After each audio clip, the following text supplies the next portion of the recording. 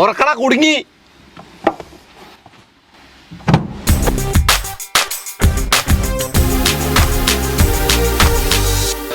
നമസ്കാരം. ആഗസ്റ്റ് 3-ാം തീയതി നിങ്ങൾക്ക് ഓർമ്മ ഉണ്ടാവും, ജോർജ് കുട്ടി ധ്യാനത്തിന് പോയി. ഓക്കെ, ദൃശ്യം 3 വരെയാണ്. അപ്പോൾ അതിൻ്റെ ഒരു കാര്യമായിട്ട് നമുക്കിങ്ങനെ കാണാം. ഓഗസ്റ്റ് 4, 2000 അന്നാണ് മഹീന്ദ്ര ബൊലേറോ കൊണ്ടുവരുന്നത്. റൂറൽ ഏരിയാസിനൊക്കെ വേണ്ടിയിട്ട് വന്നൊരു വണ്ടിയാണ്.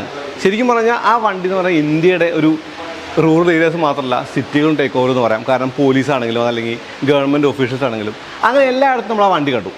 അവിടെ നിന്ന് അങ്ങോട്ട് ആ വണ്ടി കാലികമായിട്ടുള്ള മാറ്റങ്ങളുണ്ടായിട്ടില്ല. ഒക്കെ എഞ്ചിനൊക്കെ മാറി, രൂപത്തിൽ ചെറിയ ചെറിയ മാറ്റങ്ങൾ വന്നു. ഇന്നിവിടെ ഇപ്പോൾ ഞാൻ ഈ അടുത്ത് നിൽക്കുന്ന ഈ വണ്ടി എന്ന് പറയുന്നത് ബൊലേറോ അല്ല, ബൊലേറോ നിയോ ആണ്. പക്ഷേ ഇന്ന് നമ്മുടെ കൂടെ ബൊലേറോയും ഉണ്ട്, അത് ഞാൻ കാണിക്കാം. അപ്പോൾ ഈ വണ്ടികളിലൊക്കെ AI ജനറേറ്റർ വീഡിയോസും ഫോട്ടോസൊക്കെ നമ്മൾ കണ്ടു, ഡിഫറൻറ്റ് സ്റ്റൈല്, ബോക്സി ഷേപ്പ്. പക്ഷേ അതൊന്നുമല്ല, ചെറിയൊരു ഫേസ് ലിഫ്റ്റ് മാത്രമായിട്ടാണ് ഈ വണ്ടികൾ വന്നേക്കുന്നത്. അപ്പോൾ ഇന്ന് ആദ്യം നമുക്ക് നിയോയുടെ മാറ്റങ്ങൾ പറയാം, എന്നിട്ട് ബൊലേറോയിലേക്ക് പോകാം. അപ്പോൾ ഇതാണ് നിയോ എന്ന് പറയുന്നത്. ഒരു ഡുവൽ ടോൺ പുതിയ കളർ എന്നൊക്കെ പറഞ്ഞൊരു കാര്യമൊക്കെ വന്നിട്ടുണ്ട്. പിന്നെയുള്ള മാറ്റങ്ങൾ എന്ന് പറയുന്നത് കോസ്മെറ്റിക് എന്ന് പറയുന്നത് ഗ്രില്ലിലും അല്ലെങ്കിൽ ഈ വീലിലൊക്കെയാണ്. അപ്പോൾ കാഴ്ചയ്ക്ക് കാലികമായിട്ടുള്ള മാറ്റങ്ങളോ അല്ലെങ്കിൽ ഒരു വിഭവസമൃദ്ധമായ വണ്ടിയായിട്ട് മാറിയൊന്നും പറയില്ല. പക്ഷേ ചെറിയ ചെറിയ മാറ്റങ്ങളുണ്ട്. ആ മാറ്റങ്ങൾ ഞാൻ ഈ വീഡിയോയിൽ പറയാം. വണ്ടി പ്രാന്തൻ്റെ പുതിയ വീഡിയോയിലേക്ക് എല്ലാവർക്കും സ്വാഗതം. മുന്നിലെ മാറ്റം പ്രധാനമായും ഗ്രില്ലിലാണ്. ഈ പുതിയ മഹീന്ദ്രയുടെ ലോഗോയും ഫോഗ് ലാംപ്സും കാണാം. ഓക്കെ, ഹെഡ് ലാമ്പ് എന്ന് പറയുന്നത് LED അല്ല, സാധാ ഹലോജൻ ഹെഡ് ലാമ്പാണ്. ഒരു പുതിയ വേരിയൻ്റ് കൂടി വന്നിട്ടുണ്ട്. ഇതിൽ മെക്കാനിക്കൽ ലോക്ക് ഡിഫറൻഷ്യലൊക്കെ ഉണ്ട്, MLD ഒക്കെ ഉണ്ട്. അത് വേറെ ഒന്നല്ല, പിന്നിലെ വീല് ചോരമാകുന്നതുകൊണ്ട് വണ്ടി കയറി പോകാതിരിക്കുന്ന ഒരു പ്രശ്നം വന്നപ്പോൾ മഹീന്ദ്ര കൊടുത്താണ്, ആദ്യം ഉണ്ടായിരുന്നില്ല. ഇവിടെ ഒരു എഡാം കാണാം, ഗ്രില്ലിൻ്റെ താഴെയായിട്ട് കാണുന്ന ബമ്പറിൽ ചെറിയ ഗ്രേ ഇൻസേർട്ട് ഉണ്ട്. ഓക്കെ, മുകളിലേക്ക് കണ്ടാൽ ഒരു പെറ്റ് രൂപമാണ്, എന്നാലും പഴയ ബൊലേറോ പോലല്ല, അതിൽ നിന്ന് കുറച്ച് വ്യത്യാസം ഉണ്ടെങ്കിൽ തോന്നുന്നു. കോമ്പാക്ട് SUV റിയർ വീൽ ഡ്രൈവുള്ള ഒരു വണ്ടി ഇതാണെന്ന് പറയാം. ജിമ്നിയിലുണ്ട് ഒരേ ഒരു വണ്ടി ഇതാണെന്ന് പറയാൻ പറ്റില്ല. ജിമ്നിക്ക് 4x4 ഉണ്ട്. ഒരു SUV എന്ന് വിളിക്കണമെങ്കിൽ 4x4 ആണെന്ന് പറഞ്ഞാൽ ഇതിന് SUV എന്ന് വിളിക്കാൻ പറ്റുന്ന സംശയമാണ്. എന്നാലും റിയർ വീൽ ഡ്രൈവ് ആണെന്നുള്ളൊരു മേന്മ വണ്ടിക്കുണ്ട്. ക്ലീൻ ആയിട്ടുള്ള ഒരു ബോണറ്റ് ലൈനും ഗ്ലാസ് ഏരിയ കാണാം. മുകളിലൊരു ആൻറ്റിന കാണുന്നുണ്ട്. ശരിക്കും പറഞ്ഞാൽ ഒരു കൗതുകമുള്ള വണ്ടിയാണ് ബൊലേറോയുടെ നിയോ എന്ന് പറയുന്നത്. സാധാ ബൊലേറോ പോലല്ല, കുറച്ച് വീതി കൂടുതലായിട്ട് തോന്നുന്നു നമുക്ക് കണ്ടു കഴിഞ്ഞാൽ. ഇതിൻ്റെ വശങ്ങളിൽ എന്താ മാറ്റം അല്ലെങ്കിൽ സൈഡിൽ എന്താ വ്യത്യാസം? എനിക്ക് തോന്നുന്നു ഈ അലോയ് വീല് മാറ്റി നിർത്തിയാൽ വേറെ കാര്യമായിട്ടൊന്നും പറയില്ല. ഓക്കെ, കളർ വന്നതിൻ്റെ ഒരു ഭംഗിയൊക്കെ കാണാം, ഈ ഒരു ബ്ലാക്ക് ഫിനിഷ് കാണാം. ഇപ്പോൾ കോമ്പാക്ട് SUVകളിൽ 3 റോ സീറ്റിലൊരു വണ്ടി കൂടിയാണല്ലോ നിയോ എന്ന് പറയുന്നത്. ഇതിൻ്റെ ഓവർ ഹാൻഡിലൊക്കെ മാറ്റ് ബ്ലാക്ക് ഫിനിഷ് തന്നെയാണ്. ഒരു ഇൻസൈഡർ കൊടുത്തിട്ടുണ്ട്, സ്റ്റെപ്പ് ഉണ്ട്, മിക്കവാറും ആക്സറീസ് ആയിരിക്കും. കണ്ണാടിയിലല്ല ആ ഒരു ഇൻഡിക്കേറ്റർ, അത് ഫെൻഡറിലാണ്. മുന്നിൽ ഡിസ്കും ബാക്കിൽ ഡ്രമ്മുമാണ്. സാധാ ബൊലേറോയ്ക്ക് വിഭിന്നമായിട്ടേ ഇതിനകത്ത് ലീഫല്ല, കോയിൽ സ്പ്രിംഗ് ആണ്. സസ്പെൻഷൻ്റെ ടെക്നോളജിയൊക്കെ മഹീന്ദ്ര പറയുന്നുണ്ട്. കൂടാതെ ഞാൻ പറഞ്ഞില്ലേ മെക്കാനിക്കൽ ലോക്ക് ഡിഫറൻഷ്യൽ അതതിനകത്തുണ്ട്. അപ്പോൾ വണ്ടി ചോര മാന്തിലാണ് കാര്യം. പിന്നെ ഡോറൊക്കെ കണ്ടോ, വൈഡായിട്ട് തുറക്കാം. ഈ ഡോറിൻ്റെ പ്രത്യേകത എന്ന് പറയുന്നത് ഇതിൻ്റെ ഒരു തലയ്ക്ക് മുട്ടുന്ന കാര്യമാണ്, അതെപ്പോഴും ഉണ്ട്. ഒരു ബോഡി ഓൺ ഫ്രെയിം ആയിട്ടുള്ള വണ്ടിയാണത്. ഇത് മോണോക്കോക്കല്ല, അതൊന്നും ജിമ്നി പോലുള്ള വണ്ടികളും ബോഡി ഓൺ ഫ്രെയിമാണ്.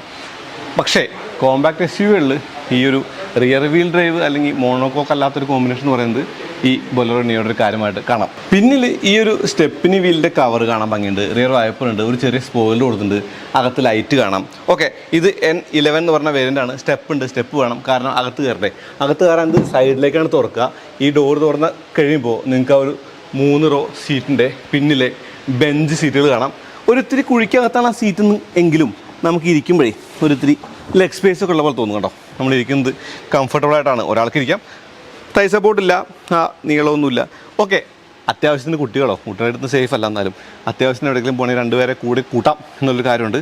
വളരെ ചെറിയ സീറ്റുകളാണ്. പക്ഷേ ഈ സീറ്റിന് ഇവിടെ ഒരു ചെറിയ ഒരു വിൻഡോ ഓപ്പണിങ് കൊടുത്തിട്ടുണ്ട്. അത് ആവശ്യമൊന്നുമില്ല, നമുക്ക് AC ഉള്ള വണ്ടിയാണ്.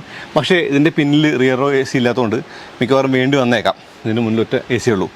ഹെഡ് റൂം വലിയ കുഴപ്പമില്ല. ഈ ഒരു ഹെഡ് ലൈനറൊക്കെ കൊള്ളാം, കാണാൻ ഭംഗിയുണ്ട്. ഇപ്പോൾ ഈ സീറ്റിൻ്റെ അകത്തൊരു പോക്കറ്റൊക്കെ കൊടുത്തിട്ടുണ്ട്, മൊബൈലൊക്കെ വെക്കാം. ഓക്കെ, മൊബൈലോ എന്ത് വേണേൽ വെക്കാം. ഇതങ്ങോട്ട് മടക്കാനൊന്നും പറ്റില്ല, ഈ ഒരു ബൂട്ട് സ്പേസ് തന്നെയാണ്. സീറ്റ് മടക്കി വേണം നമ്മൾ യൂസ് ചെയ്യാനായിട്ട്. ഇതൊന്നും പറയേണ്ട കാര്യമില്ല, എന്നാലും പറഞ്ഞു എന്നേ ഉള്ളൂ. 2 കളർ ഇൻറ്റീരിയർ ഉണ്ട്. ഇത് നമ്മുടെ സാധാരണ വൈറ്റ് കളറാണ്. ഇതിനകത്ത് കീ ആട്ടോ. അപ്പോൾ ഞാൻ എൻ്റെ അകത്ത് കയറുന്നത് AC കൺട്രോൾസ് കണ്ടപ്പോൾ എൻ്റെ ജിമ്നി സീറ്റാണ്. ഞാൻ ജിമ്നിയുടെ സീറ്റയുടെ AC കൺട്രോൾസ് ചീപ്പാണെന്ന് കരുതിയിരുന്നു.